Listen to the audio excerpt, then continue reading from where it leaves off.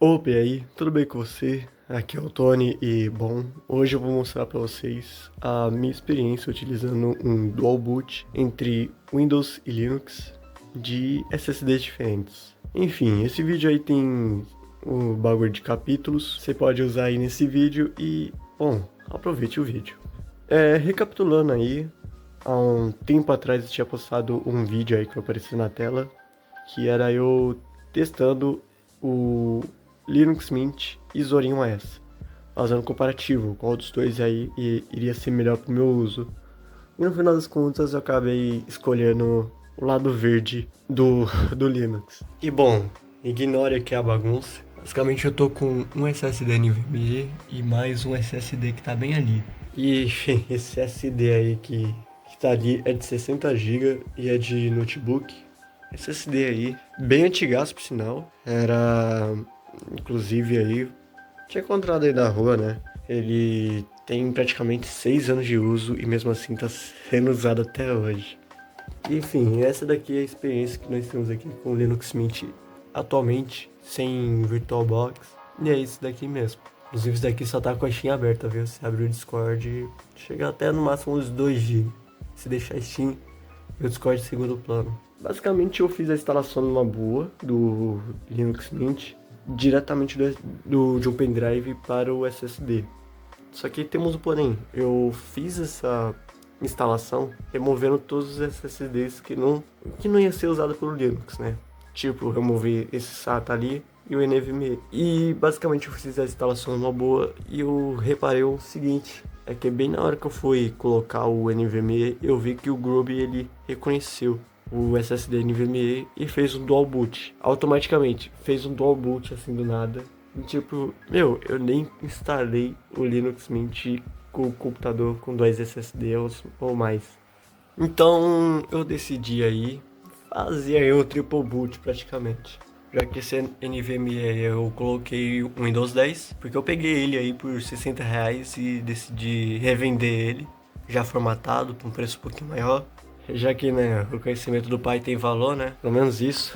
Aí, basicamente, por enquanto, eu só tô com 3 boot praticamente. E pra quem tiver dúvidas sobre o Groove, ele é um sistema bem simples de você poder alternar as inicializações de sistemas operacionais sem passar pela BIOS. Tipo, você pega lá a BIOS e define lá, quero que inicie pelo UEFI OS, que é o Groove. Aí no Groove você, obviamente, você tem que configurar aqui pelo próprio Linux, que é você colocar aqui sudo nano update Groove. Esse comando aqui ele serve para você atualizar aqui o Groove. Se eu não me engano, o Groove ele não vem assim instalado automaticamente. Não sei porque dessa vez ele apareceu no meu. Mas quando você instalar o Groove aqui pelo Linux aqui, se você tiver mais de um sistema operacional aí, tiver mais de um SSD aí, você já coloca os SSD e já configura aqui o Groove por aqui. Ao dar aqui esse comando, você vai colocar a senha, né, obviamente, pegar aqui a senha, e ele vai tentar aqui fazer o update, né, de tentar procurar aqui todos os discos rígidos possíveis e ver se tem algum sistema operacional, né. E é isso. Aí também temos esse comando aqui que é o sudo nano e tem aqui o caminho do Groove, né? Você coloca aqui para editar o Groove, principalmente aqui, que é muito interessante editar, que é o Groove Default, que é literalmente a escolha padrão do Groove, que aqui está definido aqui no zero, que é a primeira opção, que é o Linux Mint. E se você ter feito o update, né? A atualização aí literalmente, para o Groove atualizar aí as informações dos sistemas operacionais, você pode colocar para definir para o Windows, para qualquer outro sistema aí que você tiver ali, além do Linux, né? E também nós temos o timeout, que está definido aqui por segundo, você pode colocar desde 0 até 9.999, por aí que a experiência de Linux não vai se resumir, assim, nem todo Linux vai se resumir em apenas o terminal, mas todo Linux você vai ter que precisar usar o terminal para ter uma coisa básica da vida. Não, tô brincando. Até por uma coisa assim, até mesmo só de você ligar o próprio Linux aqui. Só de você instalar o próprio Linux, você vai ter que mexer no terminal para alguma coisa aí, como por exemplo, testar se a internet está pegando.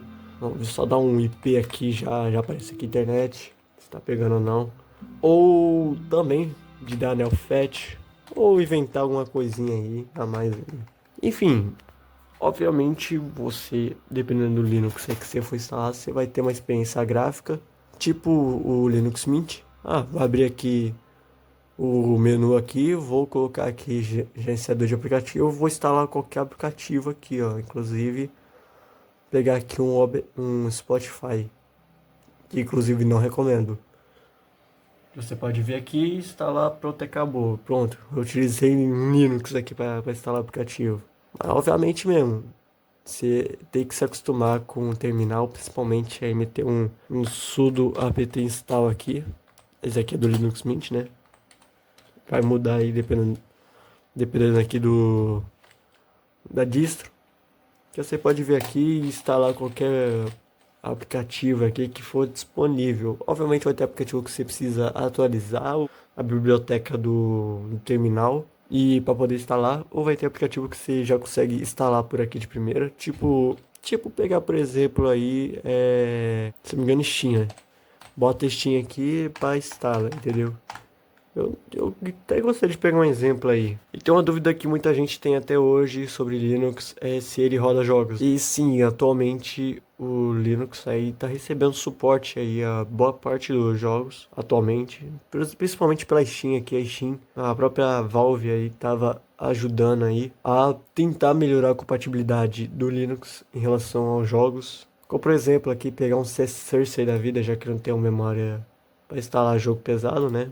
Muito menos placa de vídeo para isso. Você pode ver aqui em Proton, que é a ferramenta conversão barra compatibilidade da Steam aí, que você converte as instruções de DirectX e vários outros, de próprio Windows para Vulkan, OpenGL e geralmente instruções de Linux, que geralmente acabo conseguindo entender bem aí os jogos. Enfim, por exemplo, CS Source aqui eu sempre coloco aqui para os jogos rodarem em OpenGL porque a GPU integrada desse i5 de quarta geração não tem Vulkan.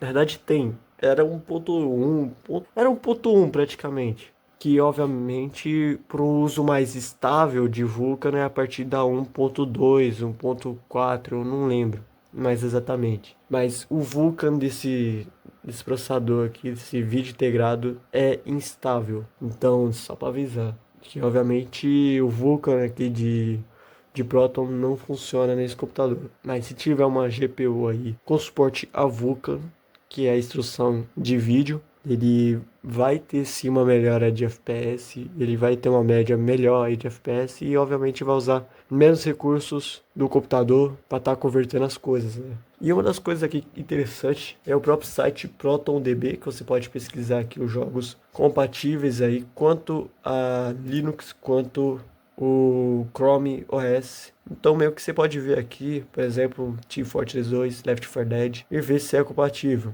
Vai pegar um jogo aí um pouquinho diferente aqui, Zenless Zone Zero. Pegar aqui o Zenless Zone Zero, um jogo aí, tipo, um jogo aí de combate que muita gente conhece. E, bom, olhando pra cá, é platina, ou seja, é jogável. Só que você vai ter que mexer algumas coisas aí pra realmente ficar interessante de rodar o jogo. Bom, foi mal aí pela péssima qualidade de imagem aí. Até mover pra cá. Vai. Enfim, o ponto ótimo desse site aqui é você literalmente pode olhar aqui a compatibilidade aqui dos jogos aí e ver o que o pessoal fez aí também para você poder aí mexer, testar e ver se funciona no teu computador. E aqui, por exemplo, o camarada ele tentou colocar um parâmetro aqui a opção de inicialização da Steam para literalmente testar o FSR 4 no Linux e também do jogo rodar, executar a própria inicialização do ZZ em vez de iniciar o launcher. E por fim, se use aqui, eu infelizmente não vou entender por que tá o use DirectX 12. Deve ter algum motivo mais técnico aí que que é melhor utilizar o DirectX 12 que o DirectX 11, principalmente em computadores mais novos. Que eu não vou aprofundar muito, né, cara? Como que, por exemplo, esse cara aqui comentou, o jogo roda tranquilamente, o Vulkan salva vidas. E ainda dá uma sugestão da própria pessoa aqui. Enfim, basicamente você olha a experiência dos outros, vê o que vai funcionar no teu computador e você faz o teste. Literalmente, você faz um teste pra ver se pega. Essa é a experiência de Linux. Você tem que mexer alguma coisa e ainda por cima testar pra ver se essa coisa vai ficar estável no Linux. E é isso. Belíssima foto de perfil, hein, amigão? Enfim, é muito bom aí de fazer esses testes aí, que você pode literalmente obter conhecimento e tal. E obviamente a minha experiência aí utilizando o Proton rodando no OpenGL. Geralmente vai estar utilizando o Wine, né? Para tentar converter o DirectX em OpenGL. Obviamente a experiência vai ser um pouquinho mais pesada, né? Por parte de processador, como por exemplo ali. Tá utilizando 40% do processador em um jogo de 2004 por aí. E como que tô vendo aqui, tô tendo uma taxa de FPS até que interessante, né? Parece que eu mexi mais alguma coisa aí que ficou interessante, sei lá. Mas geralmente você tem que sim mexer aí pra principalmente ficar bom aí, ficar jogável no teu computador. Inclusive já só esse tempo aqui de quadros, velho. Meu Deus. Que obviamente se tivesse um Vulkanzinho aí da vida, se tivesse uma GPU com Vulkan, vai ter uma experiência melhor e mais otimizada, principalmente para Linux. E enfim, partindo para o Groovy, que vou mostrar aqui como que funciona o Groovy em prática agora. Que você vem aqui, aperta o botão de desligar, reiniciar, para testar aqui o computador desligado então. Enfim, como que vocês estão vendo aqui, o computador tá desligado, inclusive tá menos ruído agora, né? Muito bom, realmente o barulho tá nesse daqui, ó, esse coisa aqui do caramba que tá fazendo muito barulho. Que pra quem não sabe, pra quem aí que tá começando o mundo aí de informática, geralmente fontes mais fracas, de 200, 250, 300. Quer dizer, qualquer fonte aí que tiver assim sendo usado em um computador que exige bastante da fonte, ele vai fazer barulho mesmo, ele vai trabalhar mais.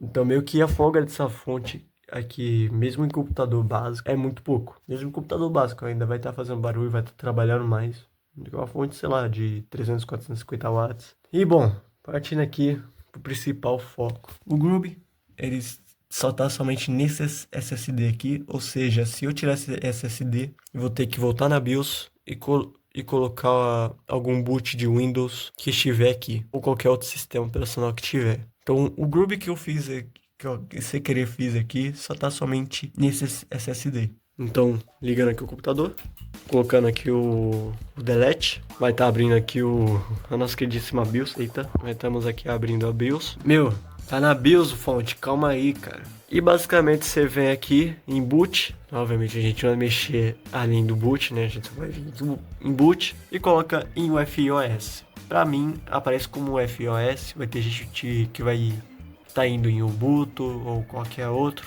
mas o próprio coisa aqui tá definido aqui como FOS. Então eu coloco aqui o FOS, o restante aqui vai ficar segunda opção, terceira opção, quarta opção, vai ser o boot de sistemas operacionais que estiver aí disponível. Obviamente os últimos aqui vai ficar só as partições limpas, né? Por último, e as com o sistema operacional vai ficar aqui os primeiros. E o Groovy vai ficar obviamente primeiro colocado aqui para ele sempre aparecer aqui quando você for reiniciar ou ligar. Então salva aqui, save and reset, que é para você salvar e resetar o computador, quer dizer, reiniciar. Isso aqui acabo toda hora colocando português aí em uma palavra em inglês. Enfim, nós estamos aqui no Groovy e, bom, se você já tem feito tudo certinho, tem configurado o Groovy numa boa, ele vai aparecer aqui todas as inicializações de sistema aqui disponível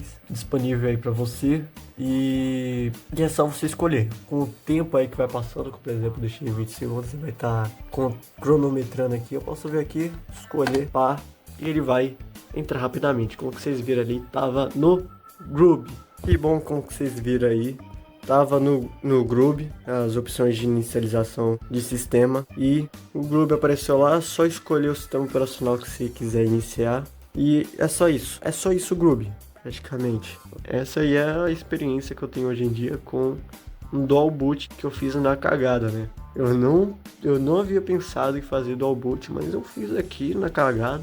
E obviamente esse SSD aí, esse dual boot aí não vai se manter nesse computador. Provavelmente aí é improvisado, principalmente aqui os dois SSD aqui que tá instalado, que é esse NVMe e o SATA da época do Windows 7. SSD de primeira geração, até doido. Enfim, nós estamos aqui no Windows. Vou mostrar aqui pra vocês que eu acredito que isso aqui vai ser bom mostrar aqui pra vocês. Como, por exemplo, aqui já tá aqui o gerenciamento de disco e como que vocês estão vendo aqui, todos os SSDs estão instalados aqui e aparentemente não afetou nada. Essa instalação aí do SSD SATA, assim, com Windows, instalando outro Windows aqui no SSD NVMe e o Linux Mint no outro SSD aqui de 60 GB, eles não afetaram nada no SSD principal.